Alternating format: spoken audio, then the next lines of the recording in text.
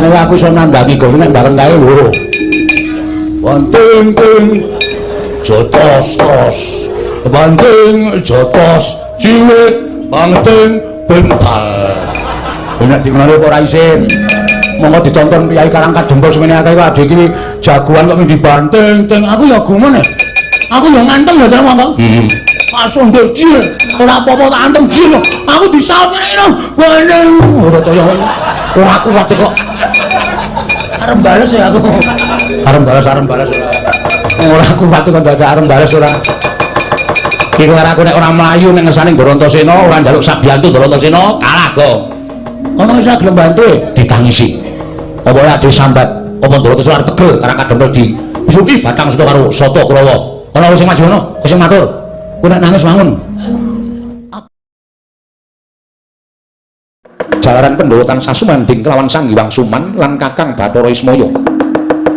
Nang wektu dina iki saka pitunganing panjenengan ulun lha kok saya malang kadak tingkah polaing Kakang Ismaya ngasorake marang Sang Hyang Bathara Wisnu ketitik bola bali Kyai Semar ya Kakang Ismaya duwe niat sarta duwe gegayuhan ingkang semune saka pitungan ulun bakal ngembari marang panguwasaning Bathara Guru apa to sababe ulun paring dawuh kaya mengkono sabab wis akeh ingkang padha dinger kiblate dening Semar mboya nyembah marang ulun nanging kabeh padha sumuyut nungkul marang Semar Badranaya kanthi kaya mengkono nggone Semar bakal mbangun desa kuwi tumrap ulun saya manjila kekarepaning Kyai Semar nggone kepengin ngembari marang panguwasa ulun dene tumrap kita Kresna lamun kita kendelan wae ora budidaya supaya gagar Semar nggone mbangun desa sayekti kanthi cara mengkono Semar uga bakal ngasorake perbawaning Sang Hyang Bathara Wisnu ingkang anyalira marang kita Kresna lamun saya suwe saya sewu saya menjila kekuataning Ismaya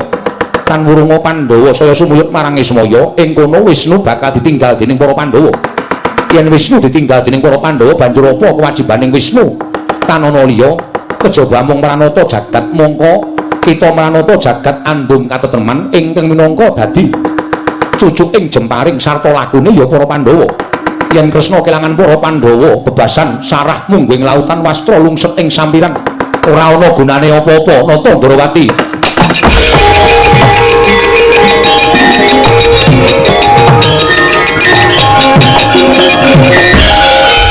jagat Dewa Patra jagat Panistungkara lan yen ngaten lajeng tinarbuka manah kula jebule ngemesinipun kula menika mboten nambah bantu dhateng Kyai Semar ingkang saya dangu badhe ngasoraken perbawanipun Nata Ndrawati lha yen wis kita eling ulun melu seneng lajeng salajengipun kados pundi ulun ulun ora bakal sak jarwa lawan jeneng kita ayo ndak kanthi ewang-ewang ngono eyangmu ing Suralaya njugarake Semar nggone bakal mbangun desa ulun bakal pinanggih lawan Semar dene jeneng kita carane kepiye ulun percaya kita nalindra ingkang pinter mestine bisa ngulir budi ngasah kadiwasan kita pribadi Kresna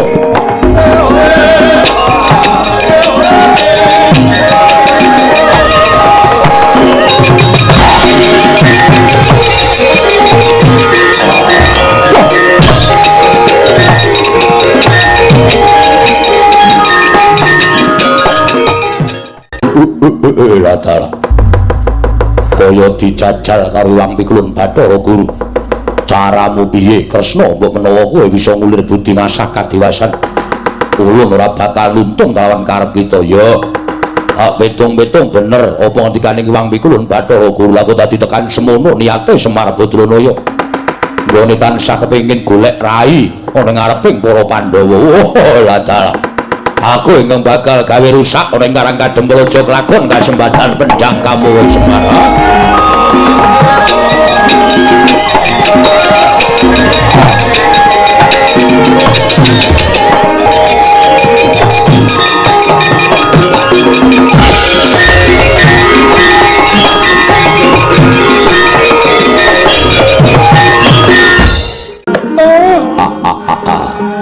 legegegugeg Sabdulita mel mono kawan anak-anakku nala gareng Petruk Bagong wis komplit nggih Pak nggih napa Petruk piye kabare nalika semantri Hyang Pikulun Bathara Guru dawuh kaliyan kula kinen ngentosi wonten alun-alun repat kepanasan mboten kanthi kanyono-nyono rawuhing para dewa arep mrawasa kali kula kali Bagong Nganti kula diwangi karo tiyang sepuh kula. Sapa? Rencange bapak riyin Begawan Solontara, Gandharwa Raja Bali. Iya pancen wong tuamu wis diunggahke derajate minangka ganeping para Jawata. Nggih. Ya bareng ngoten para dewa kawon terus Iwang Pikulun Narada dawuh kaliyan kula Petruk, aja nganti kowe sak kejagung karo Iwang Pikulun Bathara Guru awit iki ana niat sing ora prayoga saka Iwang Pikulun Jatimurti. Mula kowe mulya. Merga nadyan kowe mulih tekan Karang Kadempel, mongko Iwang Pikulun Jagat Girinata bakal rawuh ning Karang Kadempel. Saka penemune Iwang Pikulun Jatimurti, apa sing dirindakake bapakmu mau dianggep padha karo bakal nguasani sarta ngembari marang panguwasaning para dewa. Ngaten Pak dawuhipun Iwang Pikulun Narada. Dereng paripurna aturipun kula Petruk kantong bolong. Nalika semanten kunjuk kersane kula Sumarbadrana dadak sakoleh mangking ngintunup saking dirgantara. Nenggirawipun Sang Hyang Pikulun Jatimurti wonten ing Karang Kadempel kagyat kadrokasan kula Nayantaka wau. Semare koden prayitna seluruh eka balik.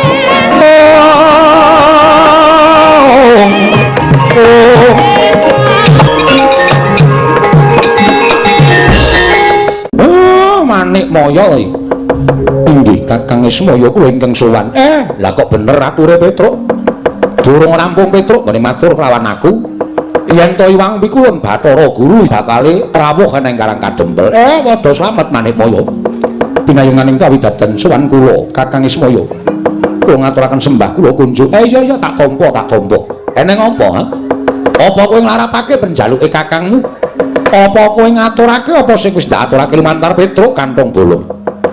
Kakang Ismaya, sowan kula wonten ing Karang Kadempel, sayekti namung badhe nanting dhateng penggalih ndika Kakang. Nanting bab apa?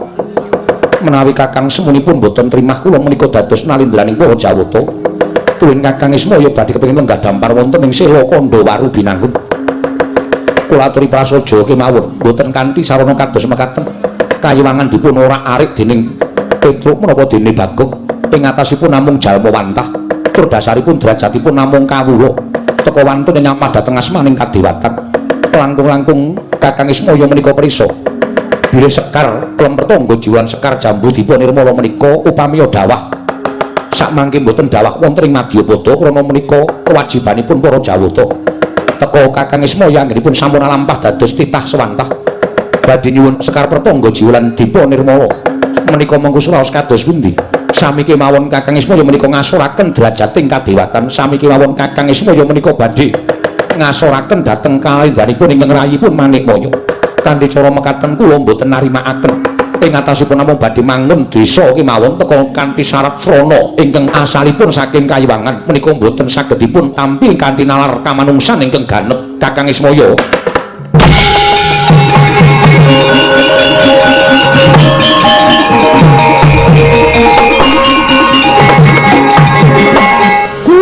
lah kok tekan semono nggonmu mikir, upama aku kuwi gelem dadi dewa, upama aku gelem dadi Jawata ning Kahyangan, mestine ora kowe sing dadi ratu ning Kahyangan.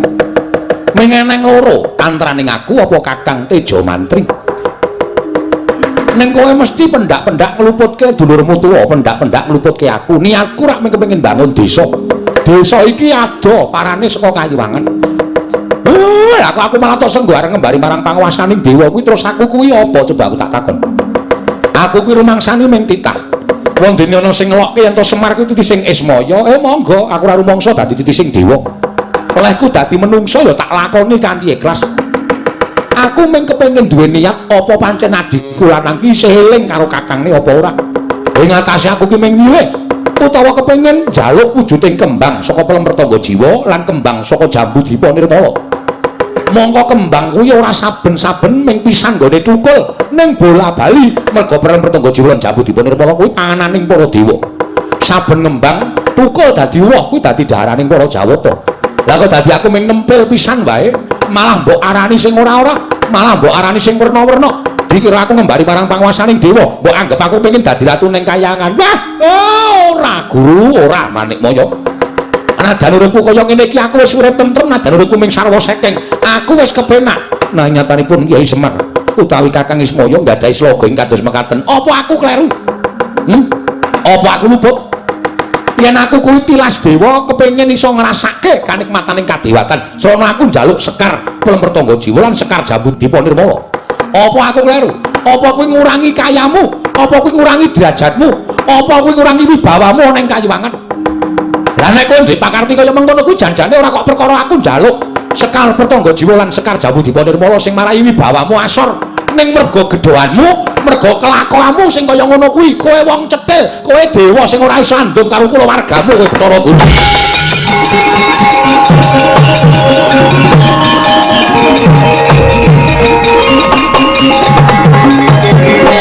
Ora sambadak kopian gunung tanpa guna.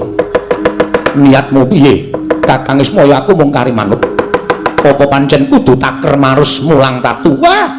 Oh, lah kok kaya ngono ucapmu. Kowe karo aku ki sedulur. Kowe ki adikku. Yo nadyan derajate beda. Apa ora saku diru ing atase ming salah komunikasi iki saja. Kowe mau krungune apa? Kuku kula nganti balicik. Menawa maju. Kaya ngono krupuk entekno. Telung warung kula gaglak kabeh.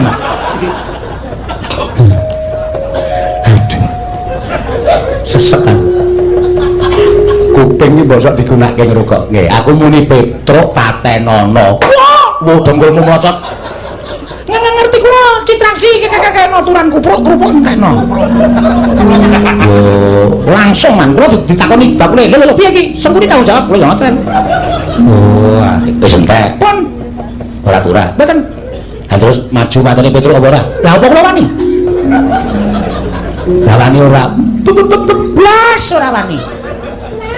Nek ora wani ya wis mundur. Lah, ngoten tak prayoga. Seret mat. Ayo seret sak karepmu, ora sak karepmu. Petruk utawa krupuk patang lodong arti entekke dhewe. Sampeyan ngomong ya ora Petruk dhewe macet ora. Bener. Maju ora le. Nggih, mboten king tak klungsu naidu kan. Mang minggir Petruk ajare. Nek rada abot nek ora apa-apa.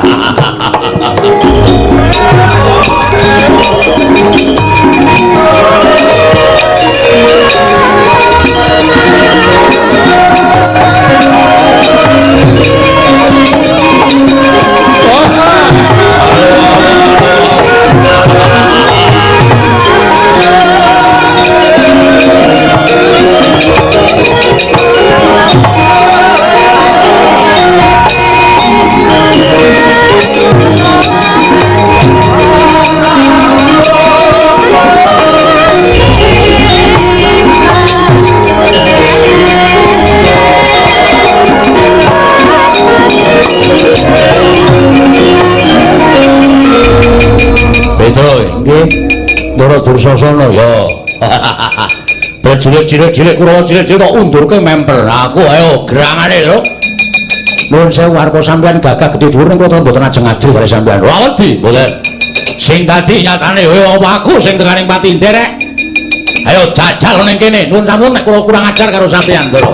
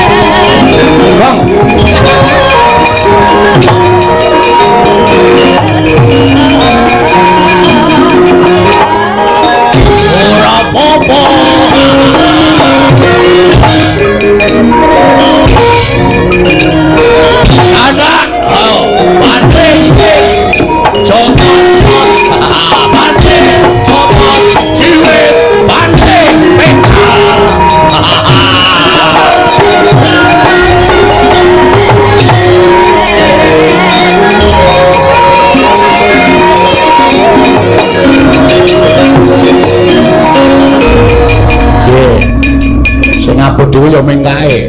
Nek kula waliyane aku iso nandhangi gawe nek bareng kae loro.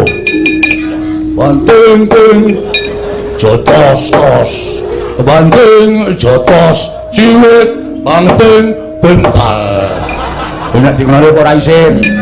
Monggo ditonton Kyai Karang Kadempel semene akeh kok adhe iki jagoan kok dibanting. Aku ya gumun. Aku yo ngantem lho Jare monggo. Langsung dicil.